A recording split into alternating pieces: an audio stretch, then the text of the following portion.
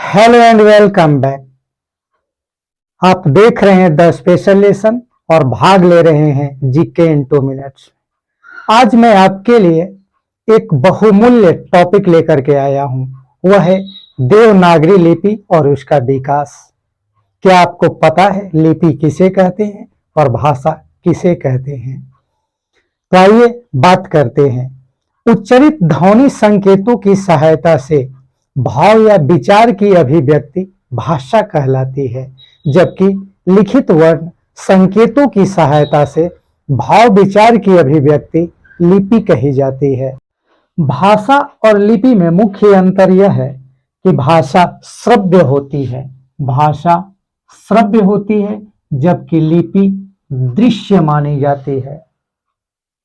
अगर ब्राह्मी लिपि के बारे में आप विवेचना करें तो ब्राह्मी लिपि से ही सभी लिपियों का उद्भव हुआ है।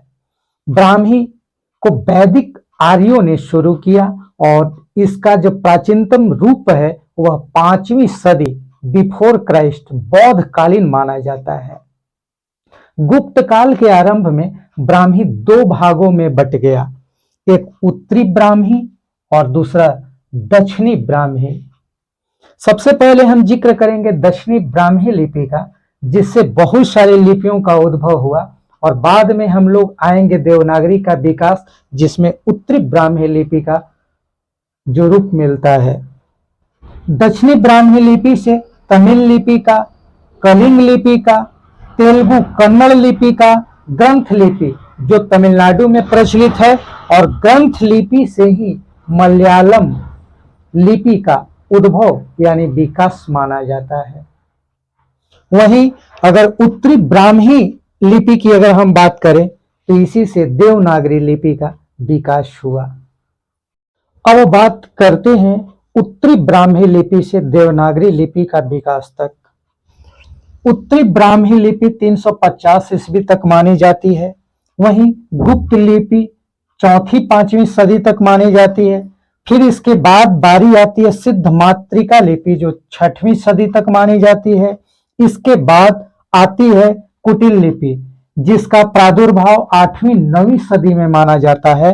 कुटिल लिपि 2 भागों में बढ़ जाती है, एक नागरी और दूसरा शारदा। नागरी का जिक्र थोड़ी देर में करेंगे, क्योंकि उससे देवनागरी तक पहुंचना है। पहले हम लोग पढ़ने की प्रयास करते हैं शारदा लिपि।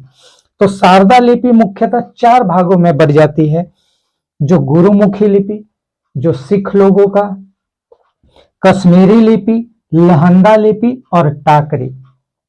इसके बाद अगर नागरी लिपि का बात करें तो यह 2 भागों में बढ़ जाती है, पूर्वी तथा पश्चिमी शाखा में।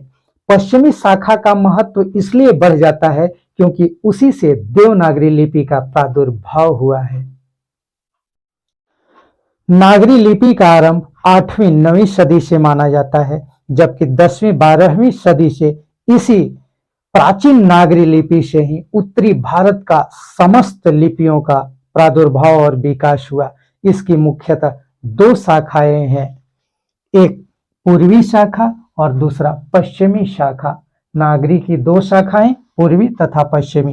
पूर्वी शाखा से बांग्ला लिपि का, असमी लिपि का और उड़िया लिपि का प्रादुर्भाव हुआ। वहीं जबकि पश्चिमी शाखा से मुख्यतः देवनागरी लिपि, राजस्थानी लिपि, गुजराती लिपि, महाजनी लिपि और कैथी लिपि का प्रादुर्भाव हुआ।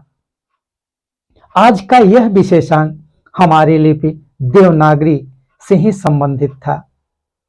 हम देवनागरी के बारे में बहुत कुछ जान गए और उम्मीद है कि आपको यह विशेषांक बहुत ही अच्छा लगा होगा।